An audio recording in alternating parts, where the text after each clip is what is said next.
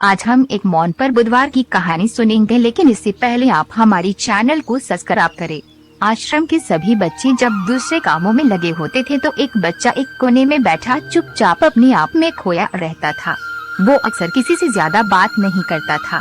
आश्रम की सभी जिम्मेदारियां पूरी करने के बाद जहां सभी बच्चे पूरे दिन की घटनाओं की चर्चा करने लगते हैं, वहीं पर वो शांत रहने वाला बच्चा एक बरगद के पेड़ के नीचे बैठकर ध्यान करने लगता। सभी बच्चों को आश्चर्य होता था क्योंकि उसका कोई दोस्त नहीं था। वो अक्सर आश्रम में अकेला ही घूमता रहता था। ये देखकर उसके गुरुवार को बड़ी प्रसन्नता होती थी।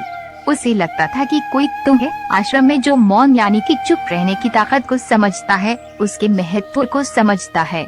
आश्रम के बारे में जब भी कोई जरूरी निर्णय लेना होता उसकी राय जरूर लिया करते थे, लेकिन यही बात गुरुजी के एक दूसरे शिष्य को बड़ी खटकती थी। क्योंकि वो गुरुवार जी का प्रिय शिष्य बनना चाहता था, इसलिए वो गुरुजी के सामने दूसरे बच्चों के कामों में कुछ न कुछ कमियां निकालता रहता था, जिससे गुरुजी उसे महान समझने लग जाए। अक्सर वो अपनी जिम्मेदारियां पूरी तरह से निभाने का दिखावा भी करता, चाहे उससे कोई सलाह ना भी मांगे, लेकिन फिर भी वो उन्हें अपनी सलाह देता रहता था। वो बहुत ही बातूनी शिष्य था और आश्रम के दूसरे सभी बच्चों में बहुत प्रसिद्ध भी था, क्योंकि वो सबसे हंसी मजाक करता रहता था, उनसे दिन भर बातें करता रहता था, इसलिए उसकी सबसे दोस्ती हो गई थी। लेकिन जब आश्रम के गुरुवार उसकी राय न लेकर दूसरे बच्चे की राय लेते थे तो ये बात उसे बड़ी खटकती थी।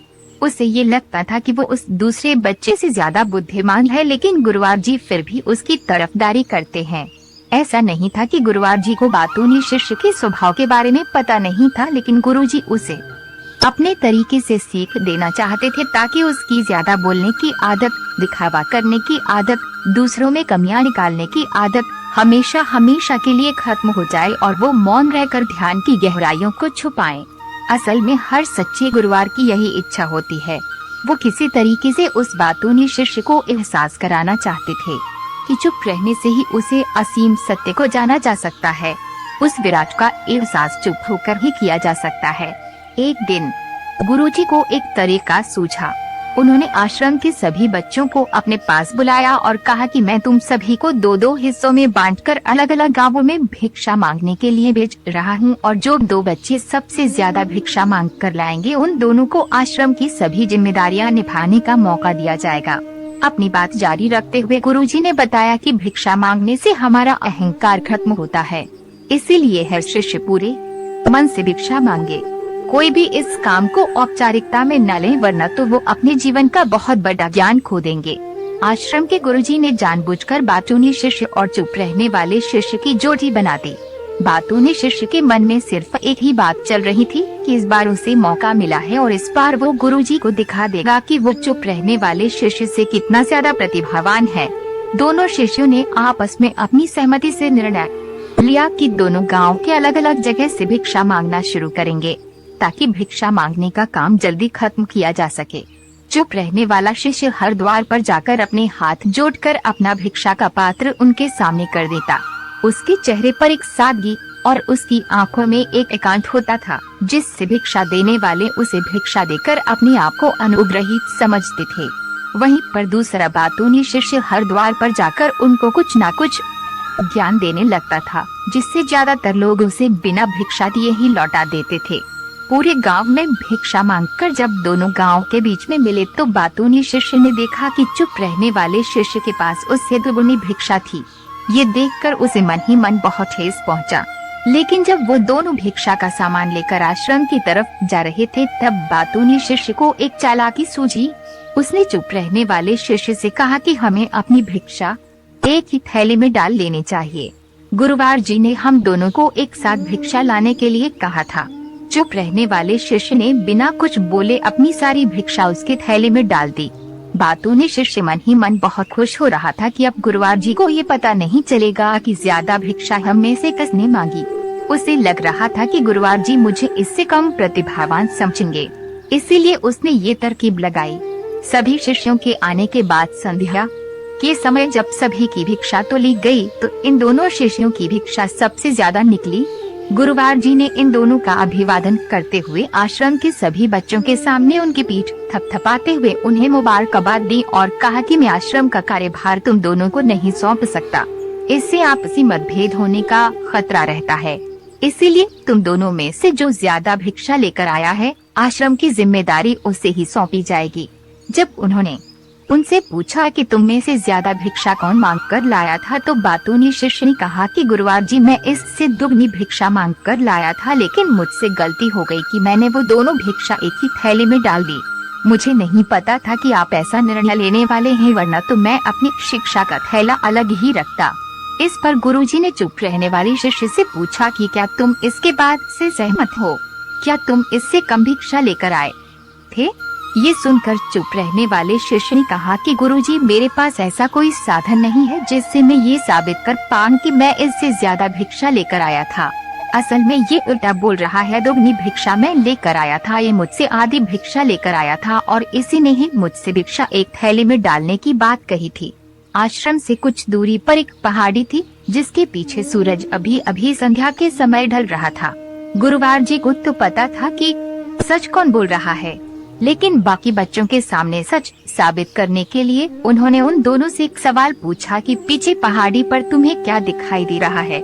यह सुनकर वाचाल शिष्य झट से बोल पड़ा कि गुरुजी, पहाड़ी के पीछे सूरज अपना रंग बिखेर रहा है, आसमान में लालिमा छाई हुई है, ये बहुत ही सुंदर दृश्य है। वो तो और भी बहुत कुछ कहना चाहता था, लेकिन गुरुजी ने उसे चुप करते हुए दूसरे शिष्य से जवाब जानने के लिए जब उसकी तरफ देखा तो उसकी आंखों में आंसू भरे हुए थे। श्रद्धा, भक्ति और प्रेम से उसकी आंखें भर आई थी। गुरुवार जी को उससे पूछने की जरूरत ही नहीं पड़ी। गुरुजी ने सभी बच्चों को संबोधित करते हुए कहा कि मैंने सवाल किया था कि पहाड़ी के पीछे तुम्हें क्या दिखाई दे रहा है। ज्यादातर लोगों को यही दिखाई देगा कि एक बहुत सुंदर दृश्य है, लेकिन मजे की बात यह है कि सुंदरता बोलकर नहीं बताई जा सकती, उसे महसूस किया जा सकता है और सामने वाला उस सुंदरता को आपकी आंखों में देख पाता है। चुप रहने वाले शिष्य की तरफ इशारा करते हुए गुरुजी ने कहा कि असल में सुंदरता इसी बच्चे ने देखी है, दूसरे बच्चे ने सिर्फ सुंदरता की व्याख्या की है, लेकिन इसने वास्तविकता में उस सुंदरता को महसूस किया है। अपने आप को ऊंचा दिखाने की सभी कोशिशें नाकाम होते देख वाचाल शिष्य वहीं पर फूट फूट कर रोने लगा। उसको चुप कराते हुए गुरुजी ने कहा कि बेटा, मुझे पहले से पता था कि तुम झूठ बोल रहे हो, लेकिन मैं तुम्हें उस झूठ का एहसास कराना चाहता था। सभी बच्चों को संबोधित करते हुए गुरुजी ने बताया कि शब्द जाल की तरह होते हैं। हमारे ज्यादा बोलने की वजह से बहुत सारी समस्याएं पैदा होती है। जब कोई आदमी एक बात को बढ़ा चढ़ा कर बोल देता है तो उसे सिद्ध करने के लिए वो शब्दों के जाल में फंसता चला जाता है और इसी वजह से अंतर्मुखी होने की बजाय वो बहिर्मुखी होता चला जाता है। वहीं पर जिस भी व्यक्ति को अपनी अंतर यात्रा करनी होती है, उसे सबसे पहले चुप रहना सीखना होता है। जरूरत से ज्यादा बोलना या फिर हर वक्त बोलते ही रहना, ये सब हमारी अंतर यात्रा में बाधा बन जाती है। जब आप चुप रहने का अभ्यास करते हैं तो आप अपने साथ वक्त बिताने लगते हैं, जिससे कि आप अपने एकांत को जान पाते हैं। और एक बार अगर मन में एकांत स्थापित हो जाए तो आपकी आंखों में, आपके चेहरे पर वो सादगी, वो एकांत, वो स्पष्टता की झलक, सब कुछ सामने नजर आने लगता है। कुछ साबित करने को नहीं रह जाता, कुछ बताने को नहीं रह जाता, सब कुछ आंखों में देखा जा सकता है। चुप रहने वाले शिष्य की तरफ इशारा करते हुए गुरुजी ने कहा कि अभी जो दृश्य है इस बच्चे ने देखा, वो ज्यादा बोलने वाला आदमी कभी नहीं देख पाएगा। वो अपनी बुद्धि से तर्क वितर्क करता रहेगा कि उसे क्या क्या दिखाई दे रहा है, लेकिन उसमें से वो महसूस कुछ भी नहीं कर पाएगा। उसे दिखाई दे जाएंगे पहाड़, सूरज या फिर उसकी लालिमा, लेकिन उस सुंदरता को, उस विराट को, उस अद्वैत को वो कभी नहीं देख पाएगा। अगर चुप रहने की कला सीखनी है तो तुम्हें सबसे पहले एक बात ध्यान रखनी होगी कि तुम्हें किसी को भी प्रभावित करने की कोशिश नहीं करनी है। ज्यादातर लोग इसी वजह से ज्यादा बोलते हैं क्योंकि वो दूसरों को प्रभावित करना चाहते हैं, अपने आप को साबित करना चाहते हैं, और उस साबित करने के चक्कर में वो शब्दों के जाल में फंसते चले जाते हैं और धीरे धीरे वही उनकी आदत बन जाती है। अगर कोई व्यक्ति दूसरों को प्रभावित करना चाहता है तो वो कितने लोगों को प्रभावित कर पाएगा? उसकी ये भूख बढ़ती जाएगी और वही संसार में सभी को कभी भी प्रभावित नहीं कर पाएगा। इसलिए ये समझने की बात होती है कि बहिर्मुखी होने की बजाय हम अंतर्मुखी होकर अपने आप को समझ सकते हैं। अपनी बातों को खत्म करते हुए गुरुवार जी ने अपना आखिरी संदेश दिया। उन्होंने बताया कि अगर कोई व्यक्ति ज्यादा समय तक चुप नहीं रह सकता तो उसे थोड़े समय से अभ्यास करना चाहिए। निश्चित संकल्प लेकर किसी व्रत की भांति दिन में कुछ समय या फिर हफ्ते में कुछ समय या फिर एक दिन चुप रहने का अभ्यास जरूर किया जाना चाहिए। इससे हमारी चुप रहने की आदत धीरे धीरे खुद ब खुद पनपने लगती है, क्योंकि एक बार जब हम चुप रहने लगते हैं तो हमें चुप रहने का आनंद पता चल जाता है। उसके बाद हमें प्रयास नहीं करनी पड़ता, बल्कि हमारा मन आनंद की तरफ अपने आप बढ़ता चला जाता है। चुप रहने की कला सीखने के बाद आपकी बुद्धिमानी और आपकी स्पष्टता दोनों में बहुत ज्यादा फायदा होगा। वास्तविकता में जिसे दर्शन कहते हैं वो मौन रहकर ही किया जा सकता है। इसके बाद सभी बच्चों से कुछ समय चुप रहने का संकल्प लेकर गुरुजी ने अपनी बात खत्म कर दी और सभी बच्चे रात्रि का भोजन करने के लिए एक साथ भोजन कक्ष में पहुंच गए। तो दोस्तों, कैसी लगी ये कहानी आपको कमेंट सेक्शन में जरूर बताना। तो मिलते हैं किसी अगली कहानी में, तब तक के लिए अपना ख्याल